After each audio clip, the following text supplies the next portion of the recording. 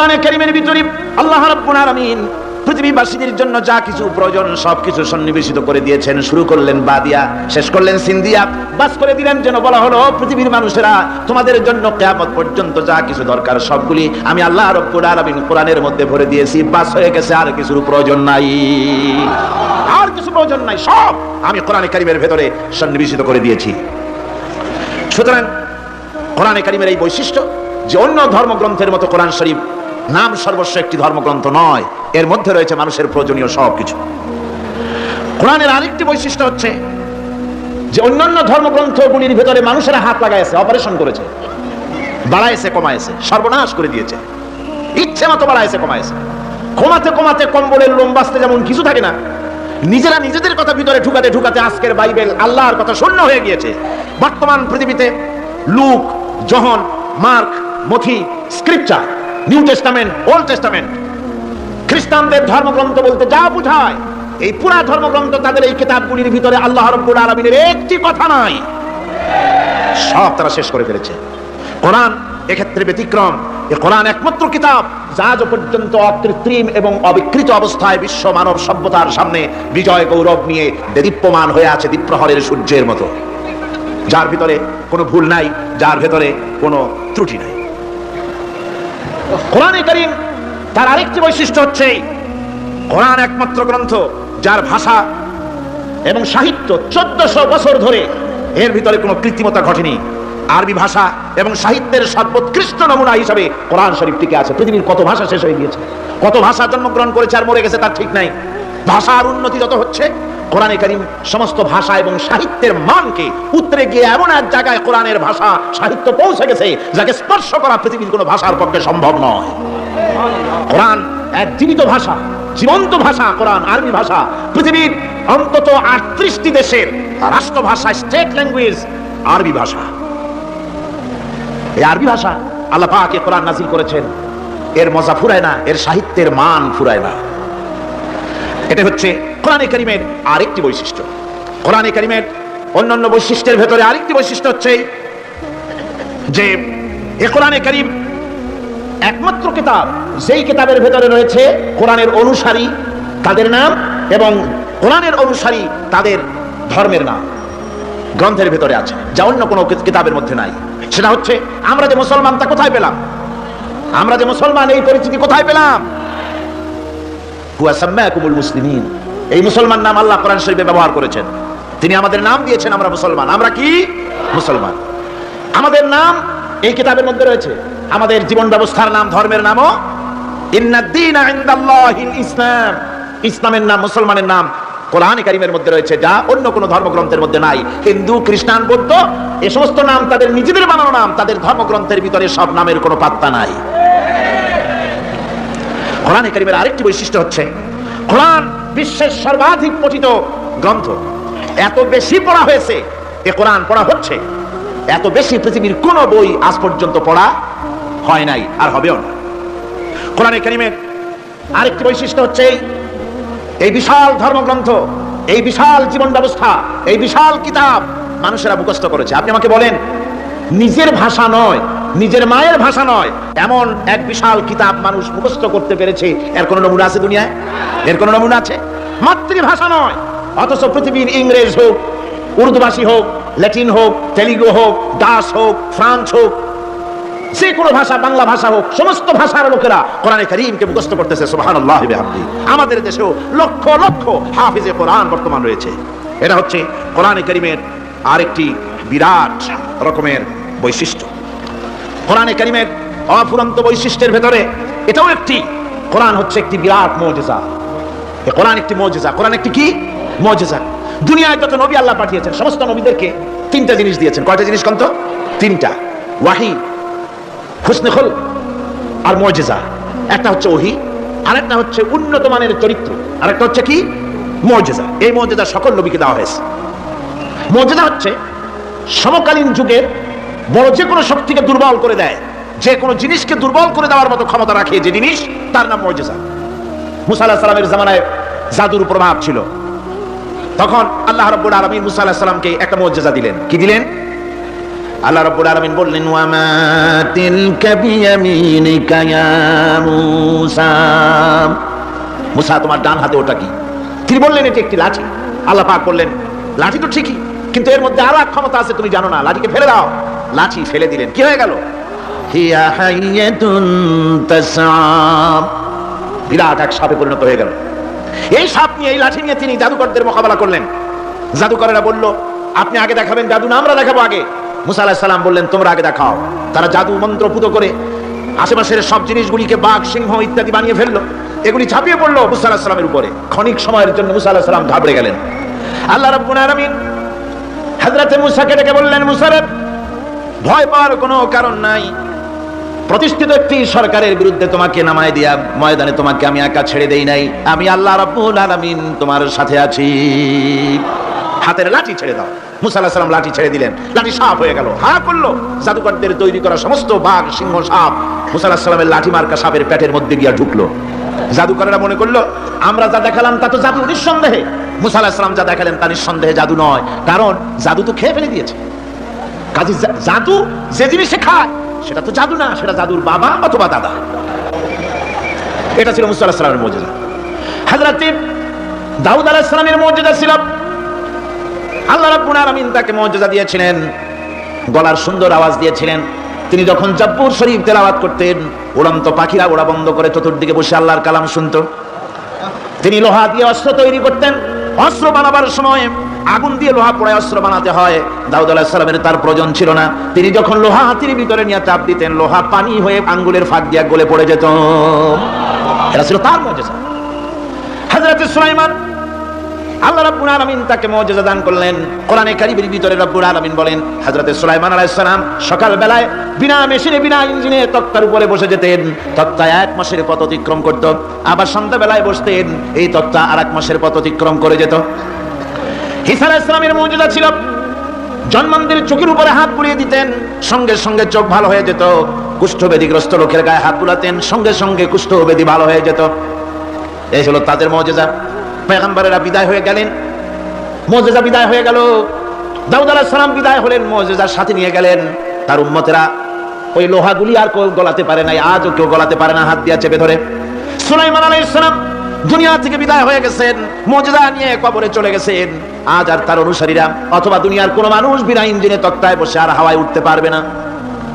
মুসা আলাইহিস সালাম বিদায় হলেন, লাঠির মুজিজা চলে গেল। তার উম্মতেরা, তার অনুসারীরা কিয়ামত পর্যন্ত যদি 1000 চেষ্টা চালায়, লাঠিকে আর কোনোদিন সাপে পরিণত করতে পারবে না।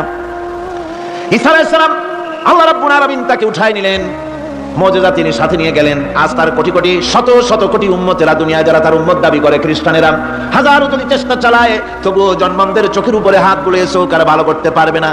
কুষ্ঠব্যাধিগ্রস্ত লোকের গায়ে হাত বুলিয়ে কুষ্ঠব্যাধি ভালো করতে পারবে না। তার মানে হলো, নবীরা যে যা যত মুজিজা পেয়েছিলেন, জীবদ্দশায় মুজিজা কাজে লেগেছে, দুনিয়া থেকে বিদায় হয়েছেন, মুজিজার সাথে নিয়ে গেছেন। কিন্তু আপনার আমার নবী, বিশ্ব নবী জনাব মুহাম্মদ রাসূলুল্লাহ সাল্লাল্লাহু আলাইহি ওয়াসাল্লামের কাছে আল্লাহ রাব্বুল আলামিন তাকে যত মুজিজা দিয়েছিলেন, 3000-এর উপরে আল্লাহর নবীর মুজিজা ঘটেছিল 23 বছরের নবুয়তের জীবনে। তার মধ্যে শ্রেষ্ঠ মুজিজা হতেছে কোরআন মাজিদ। আল্লাহর নবী বিদায় হয়ে গেলেন, মুজিজা সাথে নিয়ে যান নাই, মুজিজা রেখে গেলেন দুনিয়ায়। কিয়ামত পর্যন্ত দুনিয়াবাসী, নবীর উম্মতেরা কোরআনের মুজিজা ব্যবহার করতে পারবে। এই কোরআনে কারীম রাসূল কারীম সাল্লাল্লাহু আলাইহি ওয়াসাল্লামের জীবনের শ্রেষ্ঠ মুজিজা। মানুষ পাগল হয়ে গেছে কোরআন শুনে। সুতরাং এই কোরআনের বৈশিষ্ট্য সকল দিক থেকে এক অপূর্ব একটি কিতাবে পরিণত করেছে, যা মানুষকে চিরকাল বিস্ময় হতবাক করে দিয়েছে। কোরআনের আরেকটি বৈশিষ্ট্য হচ্ছে, এই কোরআন এক সময় নাজিল হয় নাই। 30 পারা কোরআন শরীফ একসাথে নাজিল হয়েছে না, কোরআন নাজিল হয়েছে আস্তে আস্তে, ধীরে ধীরে। কত বছর লাগলো? 23 বছরেরও কিছু বেশি সময় ধরে কোরআন ধীরে ধীরে রাসূল কারীম সাল্লাল্লাহু আলাইহি ওয়াসাল্লামের কাছে অবতীর্ণ হয়েছে। এমনটি আর কোনো কিতাব হয়নি, যা আর কোনো ধর্মগ্রন্থ যারা অন্যরা দাবি করে এরকম হয়নি। কোরআনে কারীমের আরেকটি বৈশিষ্ট্য হচ্ছে, যখন কাগজ ছিল না, ছাপাখানা ছিল না, এমনকি টেপ রেকর্ডার ছিল না, তখনকার নাজিলকৃত কিতাব যেভাবে নাজিল হয়েছিল সেইভাবে আজ পর্যন্ত অবিকল টিকে আছে, টিকে থাকবে ইলা ইয়াউমিল কিয়ামা। কিয়ামত পর্যন্ত কোরআনে কারীমের এই অকৃত্রিম, অবিকৃত অবস্থায় কোরআনে কারীমের এই শান, এই বরকত টিকে থাকবে। এই জন্য কোরআন শরীফ হচ্ছে এই পৃথিবীর মহাবিশ্বের মহাবিস্ময়। কোরআন হচ্ছে পৃথিবীর মহাবিশ্বের মহাবিস্ময়। এর মর্যাদা সম্পর্কে রাসূল করিম সাল্লাল্লাহু আলাইহি ওয়াসাল্লাম বলেছেন, ওয়ান উসমান রাদিয়াল্লাহু তাআলা আনহু আন্নাহু قال قال رسول الله صلى الله عليه وسلم خيركم من تعلم القرآن وعلمه رواه البخاري। আল্লাহর নবী বলেন, তোমাদের মধ্যে সর্বোত্তম ব্যক্তি সেই, তোমাদের ভিতরে ভালো ব্যক্তি, উত্তম ব্যক্তি সেই যে ব্যক্তি নিজে কোরআন শেখে আর অন্যকে শেখায়।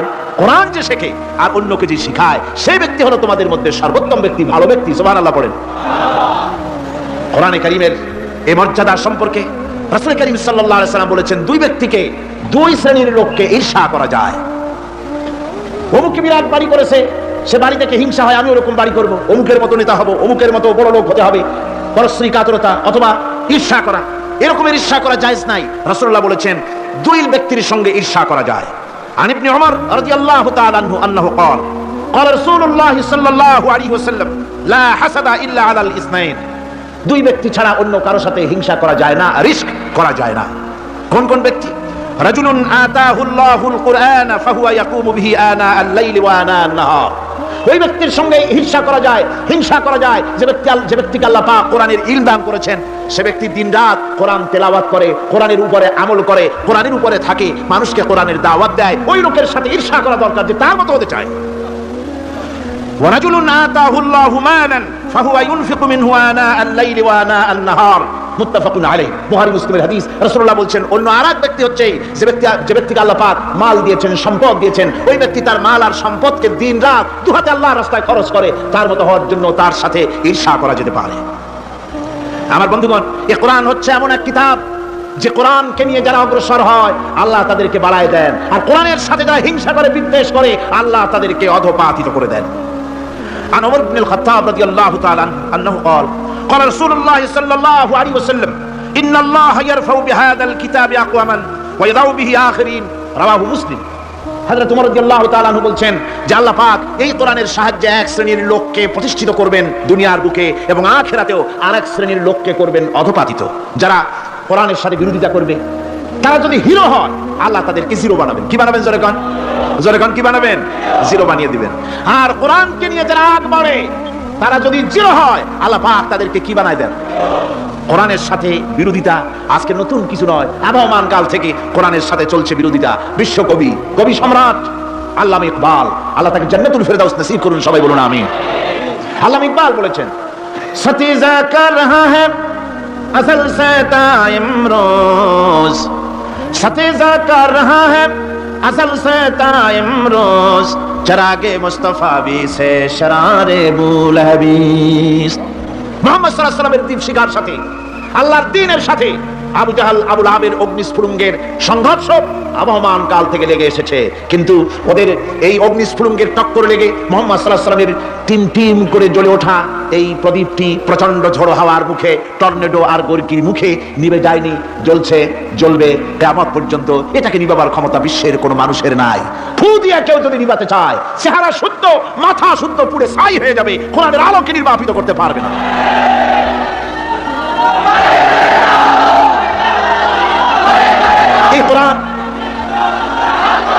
এই কোরআন যার সিনার ভিতরে থাকে, যার সিনার মধ্যে থাকে, সে হয় সমৃদ্ধ, আর যার সিনার মধ্যে থাকে না সে হয় সবচাইতে ফকির আর এতিম। আল্লাহর নবী বলেছেন, ইন্নাল্লাযী লাইসা ফী জাওফিহি শাইউম মিনাল কুরআনি কাল বাইতিল খারিব। যেই দেহের ভিতরে কোরআন নাই, যেই দেহের ভিতরে, সেই সিনার ভিতরে কোরআন নাই, ওই মানুষটা হতেছে একটা সারা বাড়ির মতো, একটা উজাড় বাড়ির মতো, বিরান বাড়ির মতো। বিরান বাড়িতে কি থাকে? সারা বাড়িতে কি থাকে? কি কয়? না না, ভূত কিসের? খামোখাই ভয় পান আপনারা। ভূত বলে কিছু নাই। হ্যাঁ, শয়তান থাকে, জিন থাকে, তারপরে ওর মধ্যে আর কি থাকে? উতুম পেঁচা থাকে, ইঁদুর থাকে, তেলাপোকা থাকে, উই পোকা থাকে, বাঁদর থাকে, উল্লুক থাকে, সাপ থাকে। রাসূলুল্লাহর কথা দেখেন, কি সুন্দর কথা। সুবহানাল্লাহ, সুবহানাল্লাহ। যে দেহের ভিতরে কোরআন নাই, সারা বাড়িতে যা থাকে, পুরো বাড়িতে যা থাকে, বিরান বাড়িতে যা থাকে, যে দেহে কোরআন নাই সেই দেহের মধ্যে তাই থাকে। আজ দেখুন বাংলাদেশের শিক্ষাঙ্গনে, কলেজ, ইউনিভার্সিটিগুলিতে কোরআন পড়ানো হয় না, বলেন ঠিক কিনা? আমাদের বিশ্ববিদ্যালয়গুলিতে কোরআন পড়ানো হয়, তাফসীর পড়ানো হয়, হাদিস পড়ানো হয়? হয় না। হাদিস কোরআন আল্লাহর কালাম পড়ানো হয় না বলে অবস্থা কি হয়েছে? হাদিস থেকে মিলায় নেন। ইন্নাল্লাযী লাইসা ফি জাওফিহি শাইয়ুম মিনাল কুরআনি কাল বাইতিল খারিব। কোরআন নাই তো সারা বাড়ি। কোরআন নাই তো কি আছে? যে ঘরের মধ্যে মানুষ নাই, উল্লুক থাকে, ভাল্লুক থাকে, শয়তান থাকে, তেলাপোকা থাকে, সারপোকা থাকে, হিংস্র প্রাণী ভরপুর থাকে। যে শিক্ষা প্রতিষ্ঠানে কোরআন পড়ানো হয় না, সেখানেও সন্ত্রাসীরা বাস করতে পারে, ভালো মানুষ টিকতে পারে না।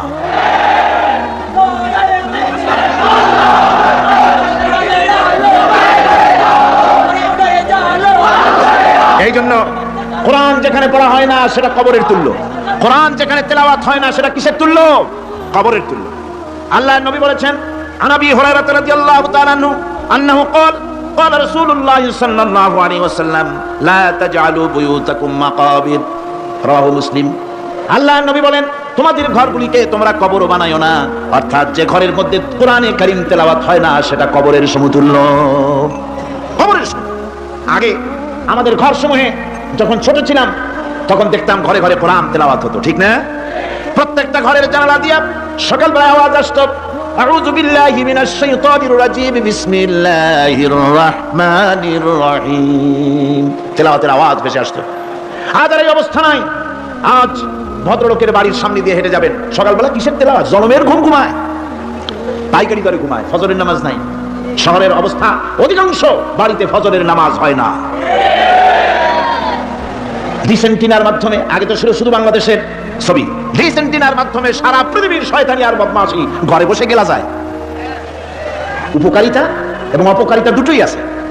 নিউজ দেখা যায়, সাথে সাথে আবার নিউজের সাথে আরো বাজে কিছু দেখা যায়।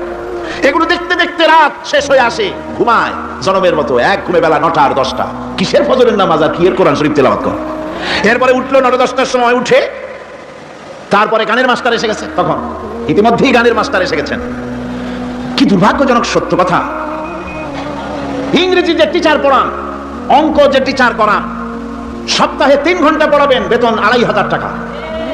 আর প্রতিদিন সকালবেলা এসে যদি কোনো মুসলমান কোনো একজন মৌলভী সাহেব, হাফেজ সাহেবকে রাখেন কোরআন তেলাওয়াত করাবার জন্য, কোরআন পড়াবার জন্য সন্তানকে, প্রতিদিন আসতে হবে, প্রতিদিন 2 ঘন্টা পড়াতে হবে, আর মাসের শেষে বেতন 500 টাকা।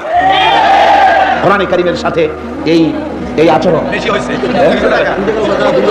আমি বেশি বলে ফেলেছি। যাদের অভিজ্ঞতা আছে তারা বলছেন 200 টাকা। এরপরে অঙ্ক ইংরেজি তো কাজে লাগে, ভালো কথা। তারপরে গানের মাস্টার আসছেন, তিনি শেখাবেন কি? রবীন্দ্রসঙ্গীতের প্যানপ্যানানি, যা শুনলে পরে কানে ময়লা জমে যেতে পারে, যে গান শুনলে জীবিত মানুষ মৃত্যু হয়ে যায়। নজরুলের কথা শেখানো হবে না, তাহলে সেটা হবে সাম্প্রদায়িকতা। গানের মাস্টারকে, নাচের মাস্টারকে 10,000 টাকা, 10,000 টাকা পর্যন্ত বেতন দেওয়া হয়। এই জাতির জন্য আল্লাহর রহমত কেমনে আসবে? কি কারণে আসবে? কোরআনের সাথে এই বেয়াদবি আমরা করেছি। ঘরগুলিকে, আজকে আমাদের ঘরগুলিকে আমরা কবরস্থানে পরিণত করে দিয়েছি। কোরআন তেলাওয়াত হচ্ছে না। আমার বন্ধুগণ, কোরআন তেলাওয়াত করুন, বেশি বেশি তেলাওয়াত করুন, ঘরকে জীবিত করুন, সন্তানকে তেলাওয়াত করান, আপনি নিজেও তেলাওয়াত করেন। কোরআনে কারীম যারা তেলাওয়াত করবে তাদের সম্পর্কে আল্লাহর নবী বলেন, মান ক্বারাআল কুরআনা ফাস্তাযহারাহু ফাহাল্লা হালালাহু ওয়া হারামা হারামাহু আদখালাহুল্লাহুল জান্নাহ।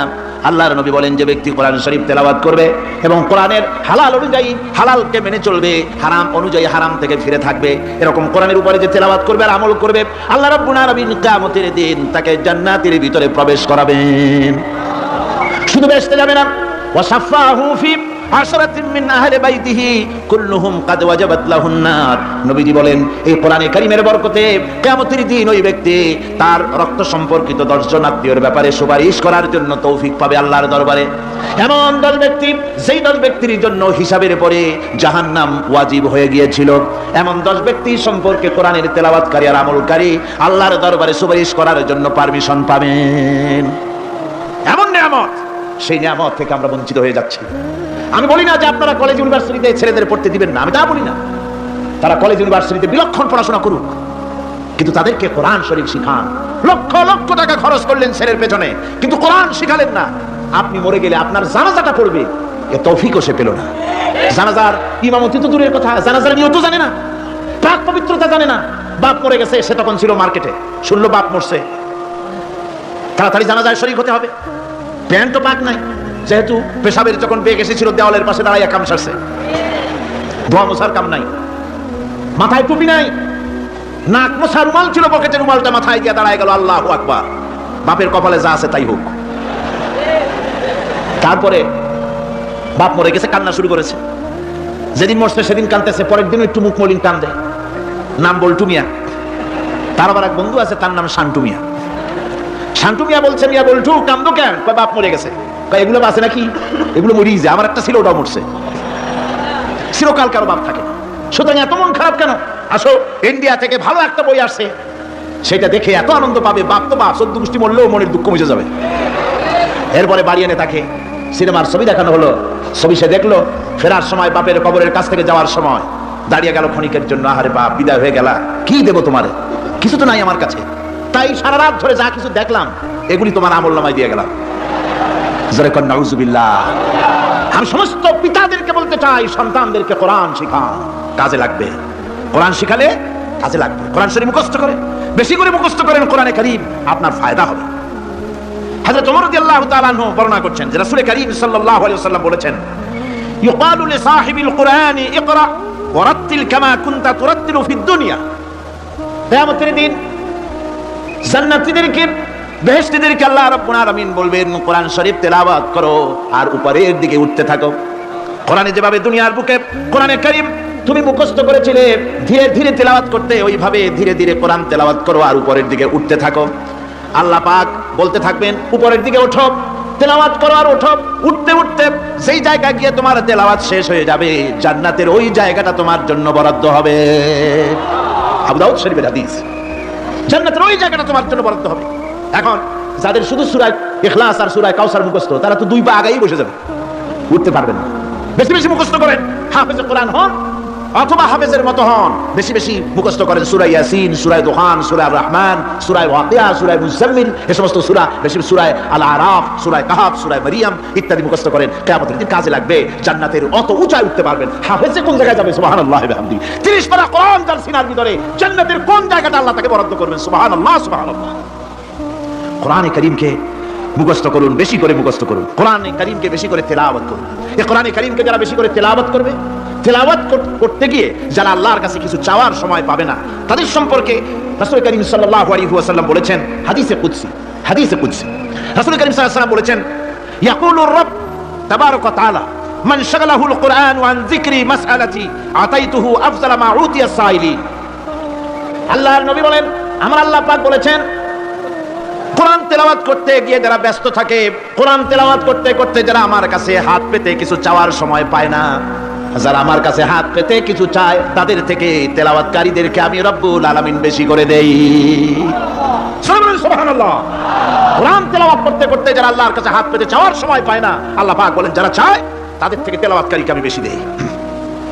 আমার বন্ধুগণ, শুধু তাই নয়, এই কোরআনে কারীম যারা তেলাওয়াত করবে, আমল করবে, কিয়ামতের দিন তার মা বাপের মাথার উপরে আল্লাহ রাব্বুল আলামিন, আবু দাউদ শরীফের হাদিসে এসেছে, তার মা বাপের মাথার উপরে নূরের টুপি পরিধান করানো হবে। এমন নূরের টুপি, এমন নূরের তাজ পরানো হবে, চন্দ্র সূর্যের আলোকে ম্লান করে দেবে। হাসরবাসীরা প্রশ্ন করবেন, এই লোকটি কে? কোনো ফেরেশতা নাকি বলে না, কোনো নবী নাকি বলে না, তবে কি ইনি কে? জবাব হবে, ইনি হচ্ছেন সেই ব্যক্তি যিনি তার সন্তানদেরকে কোরআন শিখিয়েছিলেন। কোরআন শিখানোর কারণে আল্লাহ রাব্বুল আলামিন আজ তার মা বাপের মাথার উপরে নূরের টুপি পরিধান করে হাসরের ভিতরে মর্যাদা দিলেন। কিয়ামতের দিন দুনিয়া মর্যাদা পাওয়া যাবে, আখিরাতেও মর্যাদা পাওয়া যাবে যদি কোরআনে কারীমকে তেলাওয়াত করা যায়, আমল করা যায়, বোঝা যায়, তাহলে এই সমস্ত নিয়ামত আল্লাহ পাক দান করবেন। সুতরাং এই এত বড় নিয়ামত থেকে আমরা যেন কেউ বঞ্চিত হয়ে না যায়। কোরআন হচ্ছে এমন এক কিতাব যার তাফসীর লেখা হয় নাই। পৃথিবীতে এমন কোনো ভাষা নাই, পৃথিবীর উল্লেখযোগ্য সবগুলি ভাষায় কোরআনে কারীমের তাফসীর লেখা হয়েছে, কিন্তু কোন মুফাসসির আজ পর্যন্ত কথা বলেন নাই যে আমি যে তাফসীর লিখছি এর চাইতে ভালো তাফসীর আর কেউ লিখতে পারেও না আর পারবেও না, এটা শেষ, আর তাফসীর লেখা লাগবে না। এই কথা কেউ বলতে পেরেছে? জোরে বলেন, পেরেছে? পারে নাই। তার কারণ কি? আল্লাহ রাব্বুল আলামিন বলেন, قُلْ لَوْ كَانَ الْبَحْرُ مِدَادًا لِكَلِمَاتِ رَبِّي لَنَفِدَ الْبَحْرُ قَبْلَ أَن تَنفَدَ كَلِمَاتُ رَبِّي وَلَوْ جِئْنَا بِمِثْلِهِ مَدَدًا।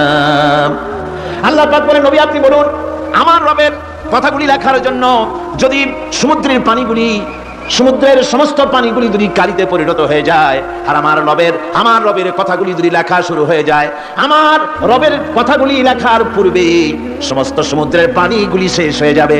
তারপরে যদি আবার সমুদ্র ভরে দেওয়া হয়, আরো যদি লেখা হয়, তবুও আমার রবের কথা লেখা শেষ হবে না। আল্লাহ রাব্বুল আলামিন বলেন, ولو أن ما في الأرض من شجرة أقلام والبحر يمده من بعده 7 أبحر ما نفدت كلمة الله। আল্লাহ রাব্বুল আলামিন বলেন, মা নাফিদাত কালিমাতুল্লাহ।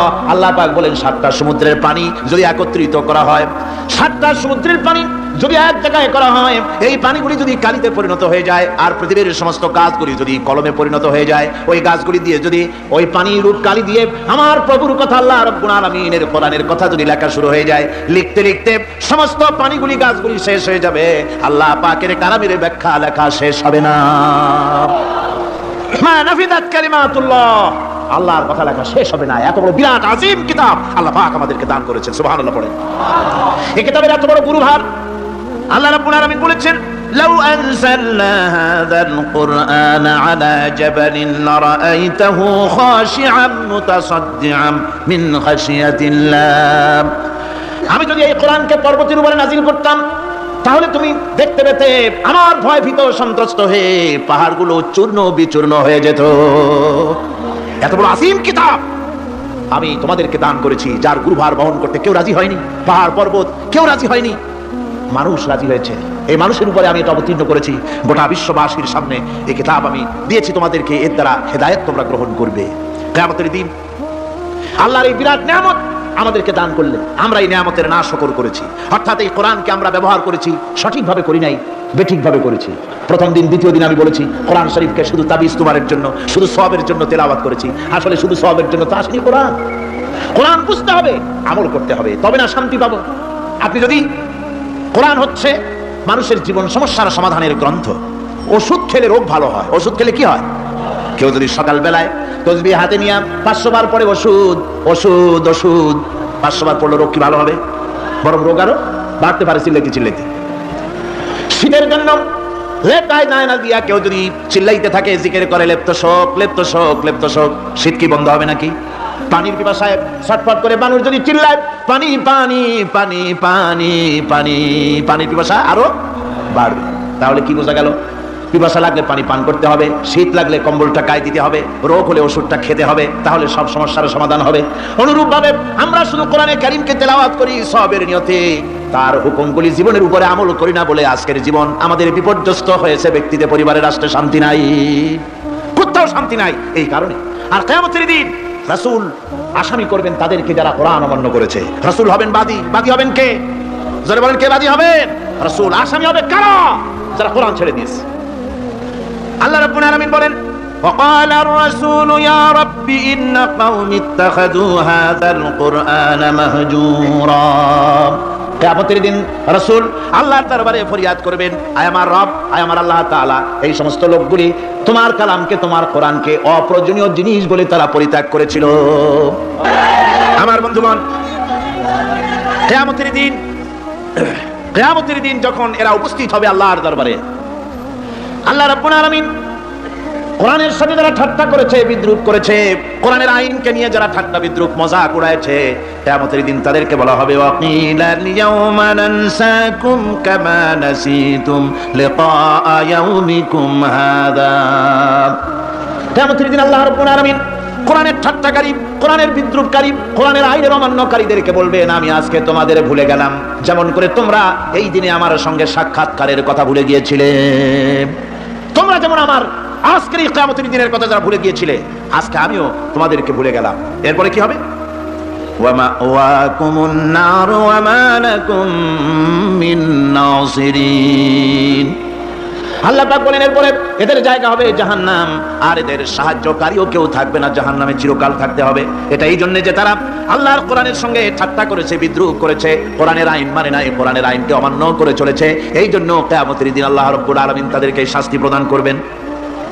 কোরআন পৃথিবীর বুকে আল্লাহ নাজিল করেছেন, শুধু তেলাওয়াত করবেন ঝুলে ঝুলে, এজন্য নয়। কি জন্য নাজিল হলো? এবার উদ্দেশ্য শুনুন। আল্লাহ পাক বলেন, আর রহমান আল্লামাল কোরআন আল্লাহ রাব্বুল আলামিন তিনি হলেন এমন দয়াবান, এমন রহমান, যিনি কোরআন শিখালেন। কি কারণে শিখালেন? কোরআন নাজিলের উদ্দেশ্য কি? আল্লাহ পাক বলেন, ইন্না আনজালনা ইলাইকাল কিতাবা বিল হাক্কি লিতাহকুমা বাইনান নাসি বিমা আরাকাল্লাহ। আল্লাহ পাক বলেন, এই কিতাব আমি আপনার প্রতি অবতীর্ণ করেছি এই জন্যে যাতে করে আপনি আল্লাহর প্রদর্শিত এই বিধান অনুযায়ী মানুষের উপরে বিচার ফয়সালা করতে পারেন। মানুষের উপরে আইন চলবে আল্লাহ। কার আইন? জোরে বলেন, কার আইন? আলা লাহুল খালক ওয়াল আমর। সৃষ্টি জাত, আইন চলবে কার? আল্লাহ পাক বলেন, এই জন্য নাজিল করলাম, কোরআন নাজিল করেছি যাতে করে কোরআনের আইন দিয়ে বিচার ফয়সালা করতে পারেন, সেই জন্যই কোরআন নাজিল করলাম। আসলে আল্লাহর নবীর এই পৃথিবীতে আগমনের উদ্দেশ্য ওটাই ছিল। হুয়াল্লাযী আরসালা রাসূলাহু বিল হুদা ওয়া দীনিল হক লিইয়ুযহিরাহু আলাদ দীনি কুল্লিহি ওয়া কাফা বিল্লাহি শাহীদা। আল্লাহ রাব্বুল আলামিন বলেন, আমি আমার রাসূলকে দ্বীনে হক সত্যের বিধান সহকারে দুনিয়ায় প্রেরণ করেছি। লিইয়ুযহিরাহু আলাদ দীনি কুল্লিহি, আয় লিইয়ুগলিবাহু আলা সাইরিল আদিয়ান, সমস্ত আদিয়ানে বাতিলের উপরে আমার দ্বীনকে বিজয়ী করে দেওয়ার জন্য আমি রাসূলের কাছে কিতাব সহকারে তাকে অবতীর্ণ করেছি। এই দায়িত্ব শুধু মুহাম্মদ সাল্লাল্লাহু আলাইহি ওয়াসাল্লামের ছিল না, দুনিয়ার উপরে আল্লাহর দ্বীন কায়েম করা, আল্লাহর বিধান অনুযায়ী মানুষের বিচার ফয়সালার দায়িত্ব শুধু মুহাম্মদ সাল্লাল্লাহু আলাইহি ওয়াসাল্লামের ছিল না, সমস্ত নবীদের ছিল। কাদের ছিল? সব নবীদের ছিল। فبعث الله النبيين مبشرين منذرين وأنزل معهم الكتاب بالحق ليحكم بين الناس। আল্লাহ পাক বলেন, সমস্ত নবীদের কাছে আমি কিতাব অবতীর্ণ করেছি এই জন্য যে তারা সহজ এবং সোজা পথে যারা চলতে চায় তাদেরকে তিনি সুসংবাদ দিবেন, আর বাঁকা পথে যারা চলবে তাদেরকে তিনি জাহান্নামের ভীতি প্রদর্শন করবেন। আর আমি তার উপরে যে কিতাব অবতীর্ণ করেছি এই কিতাব দিয়ে জনগণের উপরে বিচার ফয়সালা করবে, আইন চলবে আল্লাহর কিতাব দিয়ে। আইন চলবে কি দিয়ে? আল্লাহর কিতাব দিয়ে। আল্লাহর কিতাব অনুযায়ী জনগণকে পরিচালিত করবেন, এই জন্য আমি এই কোরআনকে নাজিল করেছি, অতীত এই কিতাবগুলি নাজিল করেছি। কুল ইয়া আইয়ুহান নাসু ক্বাদ জাআকুমুল হাক্কু মির রাব্বিকুম। আল্লাহ পাক বলেন, নবী আপনি বলে দেন, আপনি বলুন, হে মানব সকল, আল্লাহর পক্ষ থেকে তোমাদের জন্য মহাসত্য এসেছে, এই মহাসত্য যদি অনুসরণ করো তোমাদের জন্য কল্যাণকর হবে। ওমান দাল্লা ফা ইন্নামা ইয়াদুল্লু আলাইহা, আর যদি কোরআনকে অমান্য করো, আল্লাহর কিতাবকে অমান্য করো, তাহলে তোমাদের জন্য অকল্যাণ হবে। আজ আপনারা বলেন, আল্লাহর কিতাবের আইন কি আমাদের দেশে চলে? কোরআনের আইন কি চলে? চলে না। কোরআনের আইন চলে না। আমরা কি খুব শান্তিতে আছি? খুব আরামে আছি? শ্রমিকরা তাদের শ্রমের মূল্য পায়, কৃষক তার উৎপাদিত পণ্যের সঠিক দাম পায়, নারী তার সতীত্বের মর্যাদা পায়। জনগণ কি আরামে ঘুমাতে পারে? না, জনগণ রীতিমতো দুবেলা পেট পুরে সমস্ত জনগণ খেতে পারে। এর একমাত্র কারণ হচ্ছে কোরআনের আইনকে অমান্য করা হয়েছে। ভালো করে কান পেতে শুনুন, আল্লাহ রাব্বুল আলামিন কোরআনে কারীমের মধ্যে পরিষ্কার করে বলেছেন, ওয়া মান লাম ইয়াহকুম বিমা আনজালাল্লাহু ফাউলাইকা হুমুল কাফিরুন। যারা নাকি আমার দেওয়া বিধান অনুযায়ী, কোরআন অনুযায়ী যারা বিচার ফয়সালা করে না, ফাউলাইকা হুমুল কাফিরুন, ফাউলাইকা হুমুল যালিমুন, ফাউলাইকা হুমুল ফাসিকুন। যারা আমার দেওয়া বিধান অনুযায়ী বিচার ফয়সালা করে না তারা কাফির, তারা জালিম, তারা ফাসিক। সুতরাং এর ভিতরে এই জুলমের মধ্যে জালিমদের অন্তর্গত, ফাসিকদের অন্তর্গত হয়ে বাংলাদেশের বহু মুসলমান, পৃথিবীর বহু এলাকার মুসলমান এর মধ্যে লিপ্ত হয়ে আছে। কোরআনের আইন চালু না করলে পরে, কোরআনের আইন না মানলে পরে জালিম হতে হবে, কাফির হতে হবে, ফাসিক হতে হবে। অর্থাৎ যতখানি না মানবেন ততখানি এই বিশেষণে বিভূষিত হতে হবে। এক শ্রেণীর লোক আছে যারা বলে বেলান ধর্ম আর রাজনীতি আলাদা। বলেন কিনা? কর জোরে বলেন, বলে কিনা?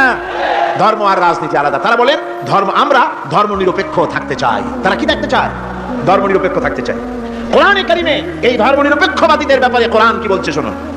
আল্লাহ রাব্বুল আলামিন বলেন, আলাম তারা ইলাল্লাযীনা ইয়াজউমুনা আন্নাহুম আমানু বিমা উনজিলা ইলাইকা ওয়া মা উনজিলা মিন ক্বাবলিক।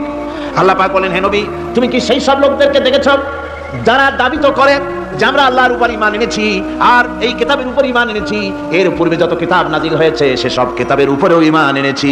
ধর্মনিরপেক্ষবাদীরা তারা তো বলে না যে আল্লাহ মানি না, কোরআন মানি না, এই কথা বলে না। ওটা বলে কি বলে? সেই বলা কথাটাই আল্লাহ এখানে অনেক আগে বলে রেখেছেন। ওরা বলে যে আমরা অবশ্যই আল্লাহকে মানি, আল্লাহর কিতাব মানি, এর পূর্বে যত কিতাব নাজিল হয়েছে সেগুলোও মানি। তবে ইউরিদুনা আইয়াতাহাকামু ইলাত তাগুত, তারা চায় তাদের জীবনের সমস্ত সমাধান সমস্যার জন্য তাগুতের কাছে যেতে চায়। তাগুতকে, আল্লাহকে বাদ দিয়ে তারা যেতে চায় কোথায়? তাগুতের কাছে। জোরে বলেন, কিসের কাছে যেতে চায়? তাগুতের কাছে। তাগুত বলে কারে? তাগুত বলা হয় যে নিজে আল্লাহর আইন মানে না এবং অপরকেও আল্লাহর আইন অমান্য করতে বাধ্য করে, তাকে বলা হয় তাগুত। ওরা বলে ধর্ম আর রাজনীতি আলাদা, কোরআন মানি কিন্তু কোরআনের আইন মানি না। ওরা কোরআন মানে ঠিকই, বলে যে কোরআন মানি কিন্তু কোরআনের আইন মানে। তাহলে এ মানি বলার অর্থটা কি, এর মূল্যটা কোথায়? কোরআন যদি মানো তো কোরআন বলেছে সুদ খেও না, আমাদের দেশে সুদ চলছে না। কোরআন বলেছে বিবিকে পর্দায় রাখো, পর্দায় কি রাখা হচ্ছে? কোরআন বলেছে ওজনে কম দিও না, তা কি মানা হচ্ছে? কোরআন বলেছে আমার আইন দিয়ে দেশ শাসন করো, তা কি করা হচ্ছে? সুতরাং ধর্মনিরপেক্ষ মতবাদ যেটা, এই মতবাদটা কোরআনের দৃষ্টিতে কুফরি মতবাদ। ধর্মনিরপেক্ষ মতবাদ কি? জোরে বলেন, ধর্মনিরপেক্ষ মতবাদ কি?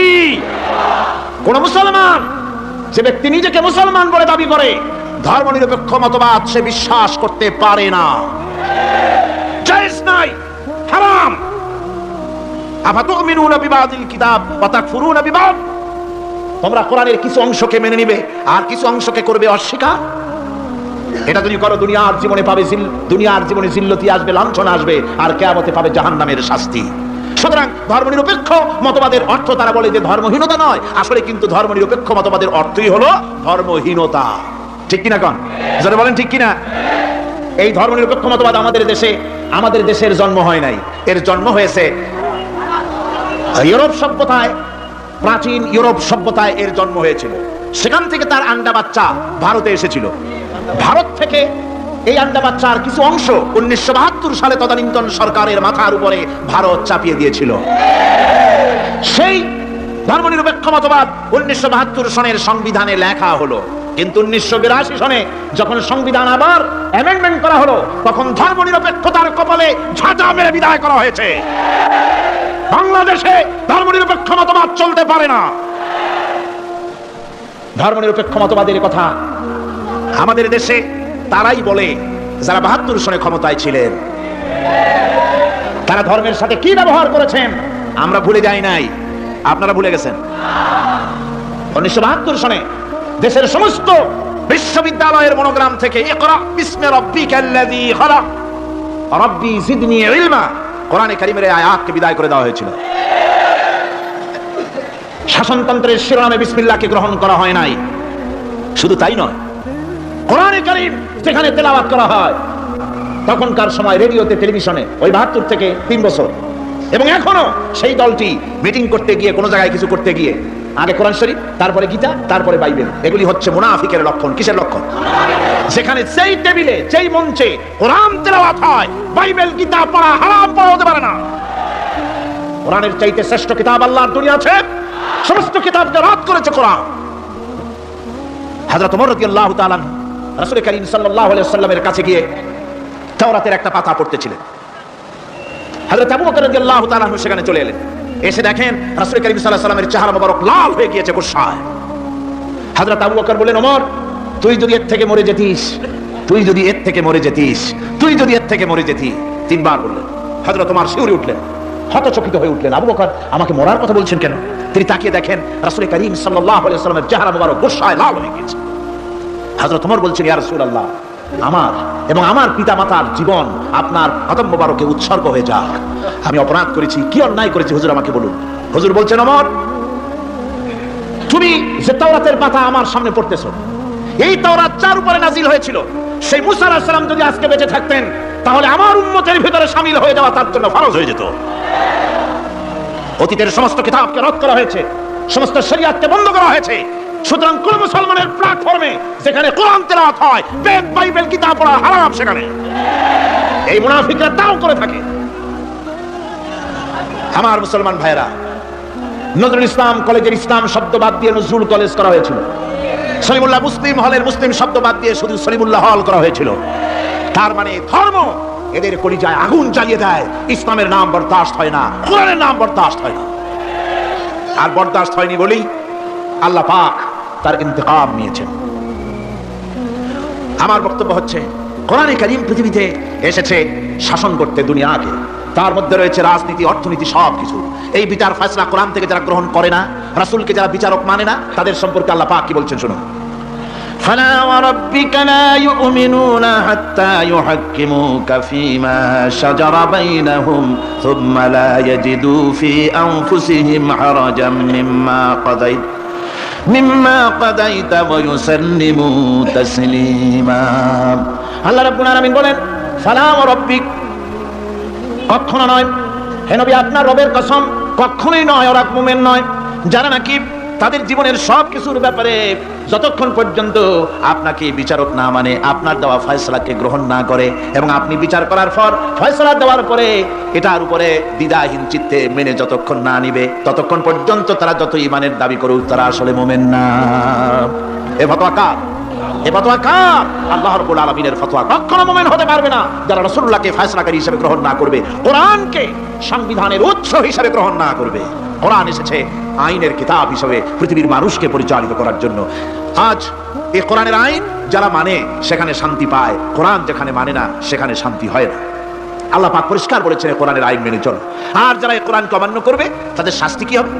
আল্লাহ পাক বলেন, আল্লাযীনা কাযযাবু বিল কিতাবি ওয়া বিমা আরসালনা বিহি রুসুলানা ফাসাউফা ইয়ামালুন। আল্লাহ পাক বলেন, আমি যে কিতাব নাজিল করেছি এই কিতাবকে যারা মিথ্যা মনে করে, কিতাবকে যারা অস্বীকার করে, কোরআনের আইন যারা মানে না, আমি যে রাসূলের উপরে যা নাজিল করেছি সেগুলির উপরে যারা ঈমান আনে না, এগুলিকে যারা মানে না, তাদের জন্য এর পরিণতি তারা খুব শীঘ্রই টের পাবে। খুব শীঘ্রই তাদেরকে এর পরিণতি দেওয়া হবে। কিয়ামতের দিন তাদেরকে আল্লাহ রাব্বুল আলামিন জাহান্নামে প্রবেশ করাবেন। কোরআনের অমান্যকারীদের জায়গা কোথায় হবে? কোথায় হবে তাদের জায়গা? জাহান্নামের ভিতরে হবে। সুতরাং আমরা কোথায় যেতে চাই? জাহান্নামে না জান্নাতে? বেহেশতে যদি যেতে চাই, দুনিয়ায় যদি শান্তি চাই এবং আখিরাতে যদি মুক্তি পেতে চাই, তাহলে আমাদেরকে কোরআনের আইনকে মানতে হবে। কিসের আইন মানা লাগবে? কোরআনের আইন মানতে হবে। কোরআনে কারীমের নাজিল হলো, আল্লাহ পাক যে কোরআন আমাদের শিখালেন, আর রহমান আল্লামাল কোরআন, যে কোরআন তিনি আমাদের শিখালেন। এই কোরআন নাজিলের পদ্ধতি ছিল মদিনা এবং মক্কা, রাসূলের মক্কি জিন্দেগিতে কিছু নাজিল হয়েছে, আর মদনী জিন্দেগিতে নাজিল হয়েছে কিছু। মক্কা শরীফে যেগুলি নাজিল হয়েছে সেই সূরাগুলো ছিল তাওহীদ, রিসালাত এবং আখিরাতের উপরে নির্ভর করে। আর মদনী সূরা যেগুলি ছিল সেগুলি ফৌজদারি দণ্ডবিধি, উত্তরাধিকারী আইন, তারপরে যাকাত, ওসর, যুদ্ধ, সন্ধি, বন্দী, এরপরে রয়েছে স্বরাষ্ট্রনীতি, পররাষ্ট্রনীতি, অর্থনীতি, জীবন পরিচালনার সমস্ত বিধি আর ব্যবস্থা মদনী জিন্দেগির সূরাগুলিতে, অবতীর্ণ সূরাগুলিতে আল্লাহ রাব্বুল আলামিন নাজিল করেছেন। কোরআন শরীফ মানুষের সকল সমস্যার সমাধান দিয়েছে। এখানে আমি এখন তার কিছু নমুনা পেশ করছি আপনাদের সামনে, আপনাদের বোঝার জন্য যে কোরআন। অনেকে বলে যে কোরআনের তাফসীরের ভেতরে রাজনীতির আলোচনা হয়। রাজনীতি সেইটুকু করি যেটুকুন আল্লাহ কোরআনে করেছেন। জোরে কোন আলহামদুলিল্লাহ। এর থেকে বাড়াই কিছু বলি নাকি? না। কোরআন যেটুকুন করেছে, রাসূলুল্লাহ যেটুকুন করেছে, একজন মুসলমান হিসাবে তা করা আপনার আমার জন্য কি? সুন্নাত, নফল। ওইটা করা কি জোরে কর? এটা করা আমাদের জন্য ফরজ। সেই জন্য আমি কিছু নমুনা পেশ করছি আপনাদের সামনে, বুঝতে পারবেন যে কোরআন শুধু নামাজের কথা নিয়ে আসে নাই। কোরআনের মধ্যে আয়াত সংখ্যা কত? ৬৬৬৬। এটা ঠিক না, কিছু কম আছে। ৬০০০ কয়েক শত, ভালো করে গুনে দেখা দরকার। তো এই যে আয়াতে কারিমা যেগুলি রয়েছে এর মধ্যে মাত্র ৫০০ আয়াত হচ্ছে হুকমে শরঈ। ভালো করে শোনো, ৫০০ আয়াত আদেশ এবং নিষেধ জাতীয়। এটা করো, ওটা করো না, এটা হালাল, ওটা হারাম। এ হলো ৫০০। তো এই যদি ৫০০ হয় তাহলে বাকি ৬০০০ কি? বাকি ৬০০০ ইতিহাস, দর্শন, বিজ্ঞান, রাজনীতি, অর্থনীতি, সমাজনীতি, উত্তরাধিকারী আইন, পররাষ্ট্রনীতি, স্বরাষ্ট্রনীতি, মানুষের জীবনে যা দরকার, ইহকাল, পরকাল, কবর, হাসর, মিজান, সিরাত, জান্নাত, জাহান্নাম, এসব কিছু আল্লাহ পাক বাকি হাজার হাজার আয়াতের মধ্যে বলেছেন। তো ৫০০ আয়াতের পরিচিতি আমাদের জানা আছে, নামাজ, রোজা, হজ, যাকাত, হালাল, বৈধ, অবৈধ ইত্যাদি সম্পর্কে। কিন্তু বাকি আয়াতগুলিতে আমাদের জীবন পরিচালনার ব্যাপারে আল্লাহ পাকের কথা শুনুন। কিভাবে এ কথাগুলি আল্লাহ পাক আমাদের বলছেন। বিচার পদ্ধতি সম্পর্কে শুনুন। কোরআন যে বিচার পদ্ধতি আমাদেরকে দিয়েছেন, নিরঙ্কুশ ন্যায় বিচারের কথা কোরআন বলেছে। কোরআন বলেছে বিচার হতে হবে কি ধরনের?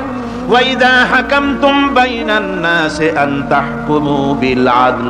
কোরআন শরীফ বলেছে তোমরা যখন লোকদের মাঝে বিচার ফয়সালা করবে তখন অবশ্যই সুবিচার করবে, জাস্টিস, ন্যায় বিচার করবে।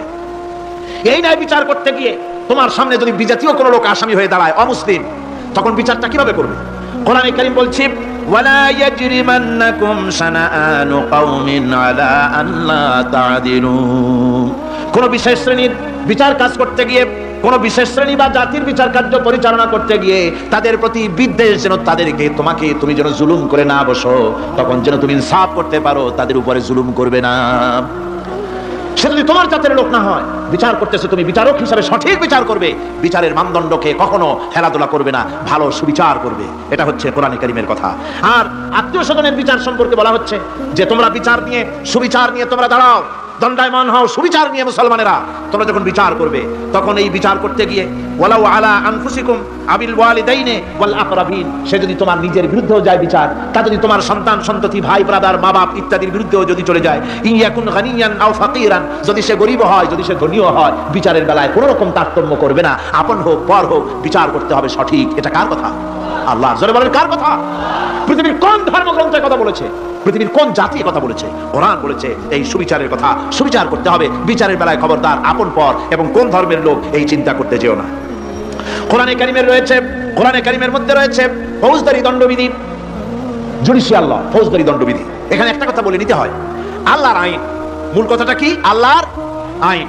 আল্লাহর আইনের কথা শোনা মাত্রই এক শ্রেণীর লোকেরা মনে করে আল্লাহর আইন মানি হলো হাত কাটা, আল্লাহর আইনের অর্থই হলো গলা কাটা, আল্লাহর আইনের অর্থই হলো দৌড়া মারা। এটা একটা বাজে কথা। আল্লাহ পাকের আল্লাহ কি এরকম একটা বদমেজাজি দারোগার মতো আল্লাহ যে মানুষ পাইলেই খালি পিটাবে আর হাত কাটবে? একটা কথা হইল হাত কাটা গলা কাটা। এটা কখন সুবিচার প্রতিষ্ঠিত হয়ে যাবে, খাওয়া পড়ার গ্যারান্টি মিলবে, তারপরে যদি কেউ চুরি করে দৃষ্টান্তমূলক শাস্তি দাও হাত কেটে। এর আগে না। মদিনা মুনাওয়ারায় হযরত ওমর রাদিয়াল্লাহু তাআলা আনহুর সময় অনাবৃষ্টির কারণে দুর্ভিক্ষ দেখা দিয়েছিল।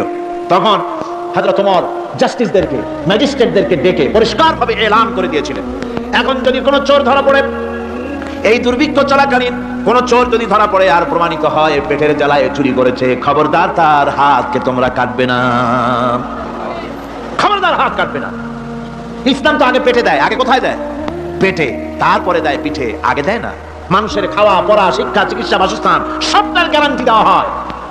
মদিনায় যখন এই গ্যারান্টি এসে গেল, চোরের হাত কাটা আইন মক্কায় নাজিল হয় নাই, নাজিল হয়েছে মদিনা মুনাওয়ারায় রাসূলের মদনী জিন্দেগিতে।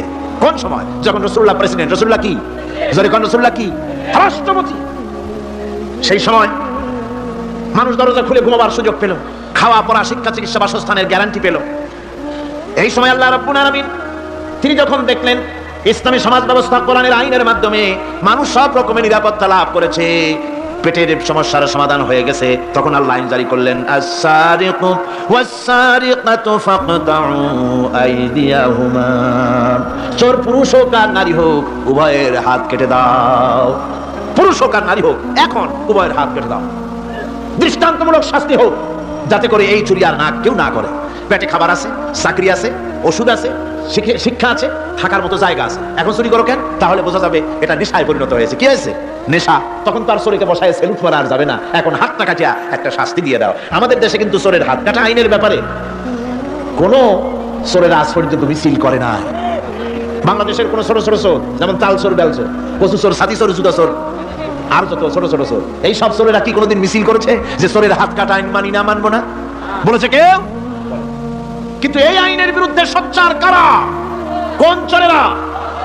নিশ্চয়ই ছোট চোরেরা না, বড় চোরেরা, যারা তাল বেল চুরি করে না, বরং কলমের খোঁচা দিয়া সরকারের জনগণের লক্ষ কোটি কোটি টাকা পকেটস্থ করেন মেহেরবানি করে। ওই সব তারা মনে করেন যদি এই আইন চালু হয়ে যায় তাহলে তালচোর বেলচোরের তো কোনো ক্ষতি নাই, ইসলামী রাষ্ট্র চালু হলে পরে তো সকলের পেটে ভাত আসবে, ওই তাল বেল আর চুরি করা লাগবে না, তাদের তো সুবিধা। কিন্তু মুসিবতটা তো আমাদের হবে, বেশি খাইয়া খাইয়া জিহ্বা পুরো হয়ে গেছে, এখন ওই বেশি খাইতে না পারলে বদভ্যাস চালু হয়ে যাবে, চুরি করতে যখন যাইবে তখন এই আইন তো বিসমিল্লাহ হবে আমাদের দিয়া। এই জন্য ওনারাই বিরোধিতা করেন চরম ভাবে। আমার বন্ধুগণ, কোরআনের আইন বন্ধ করার ক্ষমতা কারো নাই। এই আইন চালু হলে পরেই শান্তি আসবে। ওরা বিরোধিতা করছে, ওরা বলছে চোরের হাত কাটা আইন এটা হচ্ছে একটা অমানবিক ব্যাপার। আইনটা কার? আল্লাহ। মানুষগুলি কার? তো তোমারা তো দরদ কেন? মায়ের চাইতে মাসির দরদ বেশি, এটা কি খুব সুলক্ষণ? না, এটা দারুণ কুলক্ষণ। সুতরাং আল্লাহ রাব্বুল আলামিন তার আইন হচ্ছে শাশ্বত আইন। চোরের হাত কাটা আইন অর্থই নয় যে বাংলাদেশ ইসলামী দল যদি ক্ষমতায় আসে পাইকারি দরে চোরের হাত কাটা আরম্ভ করবে না। ততক্ষণ পর্যন্ত আইন চালু হবে না যতক্ষণ পর্যন্ত সমস্ত মানুষ তাদের কর্মসংস্থান না হবে, খাবার না পাবে, চাকরি বাকরি না হবে, খেয়ে পরে খাওয়া পড়া শিক্ষা চিকিৎসা বাসস্থান সবটার গ্যারান্টি মিলবে, তারপরে আইন চালু হবে। এর আগে না।